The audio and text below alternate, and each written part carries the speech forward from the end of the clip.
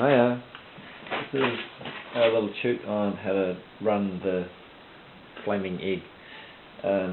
Here's the starter machine.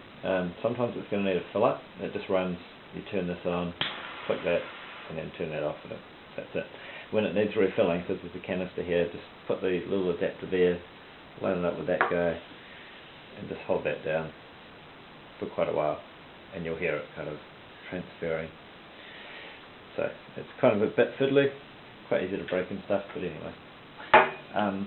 So to get this guy going, first of all you check the cylinder is open. So you open this guy up, and then you open that guy up, because they both need to be open. Where are we? Over here. Yep. So both these cylinders are open. This goes on the wall. This guy's now in the pond, and you will have connected like a hose into this thing, which has like a quick connector, like an air compressor type thing. So this is the 4 hobs up here. This one is driven by this on the left, and then across the last one is that one there. That's the footpath out here, so that's facing the road. This will be able to be held up, and these valves here are all run off this main regulator. These will all be that's how it's off, and there's a red line and a red line. Down.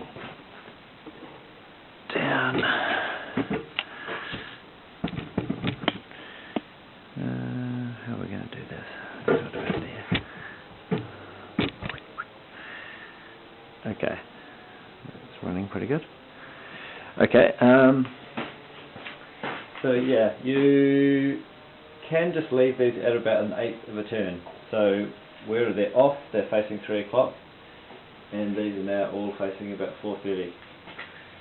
At this stage, the main regulator will be off. These blue buttons here are the sensor up here, and it's a heat sensor. So this can be open, but then it's shut at the next gate, which is at the sensor. So to light it now, we have to run off the mini lighter. The main regulator is open. This is the thing which is now stopping all of the gas coming through. And this tap is quite adjustable. It will have nothing going through for quite a while, and it takes about 8 turns to actually get it really running really hard. So usually I wind that open about 2 turns, and that'll be maybe, let's say 2 turns, and that will be enough to get it going. See, so everything's actually open, and it's still these gates here, which are the safety gates, which are keeping it not running. Because you're standing at the back and running it from the back so that you can adjust it, you want to light the front ones first. So we get this guy going, turn around, get it cracked up, and a bit more gas. Get a good pile of gas going in it. Now, you just got to push the button in, and there she's off. You've got to leave the button in for a minute until the sensor's warmed up. Take the next one. See how the gas pressure now drops, because it's 2 of the gates are open, and it's running off those 2. So that's half the pressure, and this will even drop it even more. So we might need to see how it dropped down almost to nothing then. So we're probably going to need to actually wind open the main regulator a little bit, maybe another turn. So that'll be 3 turns. It's built up quite a bit more pressure now, and my little gas guy's almost out. Turn them off. Okay. So say this was what would happen if I turn that regulator off. That goes off. That safety's off, and this will now make a click in a second when this is detected that there's no heat going on. It'll be happening any minute now, and you'll hear the mechanism trip.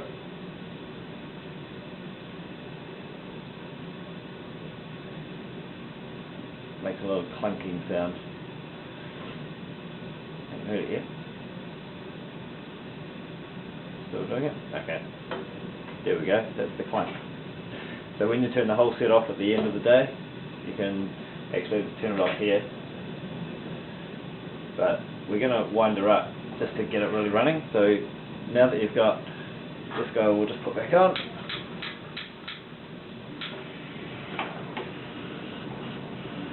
Oh, got nothing in the valve open. Boom. Okay. Yeah. Okay, so we can shut that. The main torch now. The other adjusting thing which you need to know about is this air vent here. So say we're going to adjust this one here. If it's running that there's no air coming through, it goes quite yellow like that, and that's really sooty, and we don't want that. So we want to bring it back to there, where it starts to get blue and it changes, and you can hear it drawing air. If you have it wide open, like that's about 3mm off the front, it's kind of a bit much. And you do want to get these running kind of, there's a blueness to the tip in the centre that you can see as well, and you can see the kind of feathering on the flame fingers.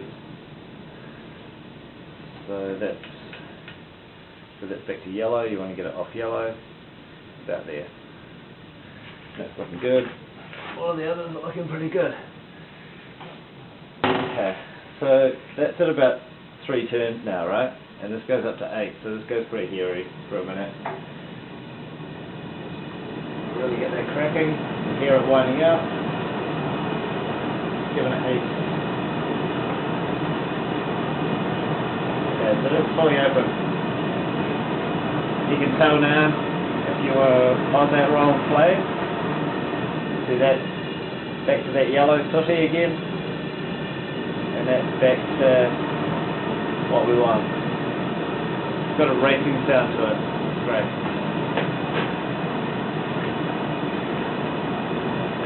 So if the wind comes in and blows out one of these things, then you have to basically come back in, unlock this,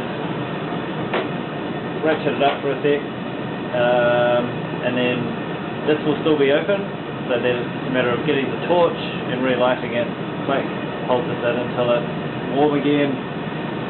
If you take your finger off, it just cuts out. Not a bad thing. So this paint's going to get cooked.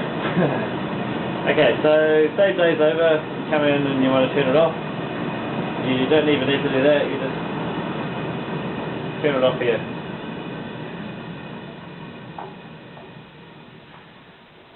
And there she goes, winds down, and you're going to hear all the sensors doing their clicking off in a minute. And then you turn off that cylinder, you turn off that cylinder.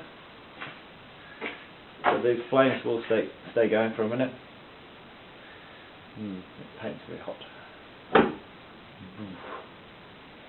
You'll start to hear the sensors clicking off as they cool down now.